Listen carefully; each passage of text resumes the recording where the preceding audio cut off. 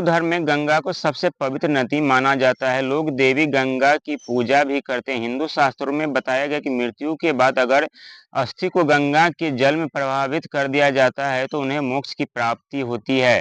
लेकिन अब सवाल उठता है, क्या गंगा में नहाने से लोगों के पाप सच में धुल जाते हैं? चलिए जानते हैं भगवान शिव ने माता पार्वती को इनके बारे में क्या बताया था। पौराणिक समय की बात है, एक दिन भगवान शिव और माता पार्वती हरिद्वार घूमने आए। हरिद्वार आकर माता पार्वती ने देखा कि हजारों लोग पवित्र नदी गंगा में डुबकी लगा रहे हैं। यह देख उन्होंने भगवान शिव से पूछा, स्वामी, क्या देवी गंगा अब भी पहले की तरह पवित्र है और क्या गंगा में नहाने से लोगों की पाप धुल जाते हैं? तब भगवान शिव ने देवी गंगा को पहले से ही तरह पवित्र और निर्माण है, लेकिन मैं आपको कल बताऊंगा कि गंगा में नहाने से लोगों के पाप धुलते हैं या नहीं।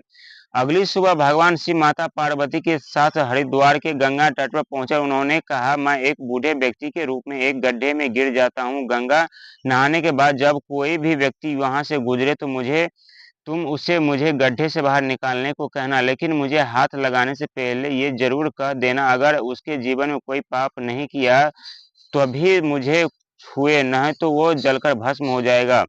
इतना कहकर भगवान शिव एक बूढ़े व्यक्ति के रूप में गड्ढे में चले गए और माता पार्वती ने ये भी एक बूढ़ी स्त्री का रूप ले लिया। इसके बाद जो भी वहां से गुजरता उसे माता पार्वती भगवान शिव रूपी बूढ़े व्यक्ति को बचाने के लिए कहती, परंतु जैसे लोग ही सुनते कि अगर उनके जीवन में कोई पाप नहीं किया तभी भगवान शिव को हाथ लगा, वह वहां से चला जाता था। इसी तरह सुबह से शाम हो तक कोई भी व्यक्ति भगवान शिव रूपी बूढ़े व्यक्ति को गड्ढे से नहीं निकाला। शाम को एक युवक को वहां से हाथ में लोटा लिए गुजर रहा था तो उसने माता पार्वती ने रोका और कहा, मेरे पति हैं, उम्र होने के कारण गड्ढे में गिर गए। सुबह से मैं लोगों से निकालने को कह रही हूँ लेकिन कोई मेरी मदद नहीं कर रहा है, क्या तुम मेरी मदद करोगे?